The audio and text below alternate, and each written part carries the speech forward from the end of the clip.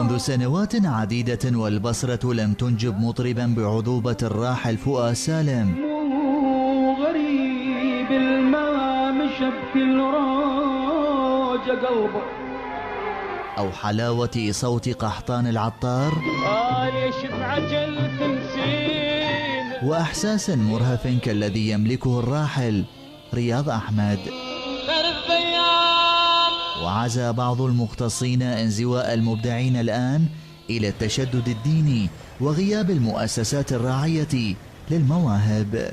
الأسباب التي جعلت من عدم وجود أصوات هي عدم وجود مؤسسات فنية كما كانت في السابق تحتضن هذه الأصوات، أو الطابع الديني الذي طغى على المدينة منذ سنين.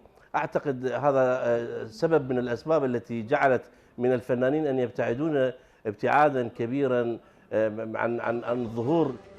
مدري لما خدك يا بمدر القمر صور والله ما اريده. ومع ذلك تحدى الفنان الشاب محمد حميد الظروف الحالية وأخذ يشق طريقه الفني الشائك بالمصاعب، وغايته أن يصبح نجما لامعا في سماء الأغنية العراقية. صغيرة كنت وانت صغيرون، حب عرفنا بنظرات العيون، قالوا ترى ذولا يحبون من الصغر لما يكبرون. ولا يريد محمد أن يتوارى كغيره ممن لم يكمل مسيرته الغنائية، حتى وإن كلفه الأمر ترك مدينته، سيما بعدما أخذت شهرته تظهر شيئا فشيئا على الساحة الفنية العراقية رغم نظرة المجتمع للمطرب في الوقت الراهن كما يقول.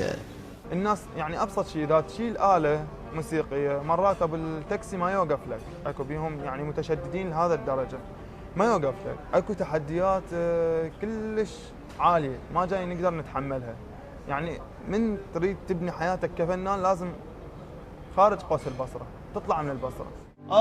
امان امان امان امان امان. وبعد ان حجز محمد لنفسه مكانا بين المبدعين في بلاده، فهو يسعى جاهدا الى ان يقدم اعمالا تبقى في ذاكره محبي الطرب العراقي، خصوصا وهو يجيد الغناء بمختلف الألوان والأطوار. شلون قلبي كبير عشق كثير ما الأخير، شلون هواك أحتاج لأتنفس أنا عاشق هواك.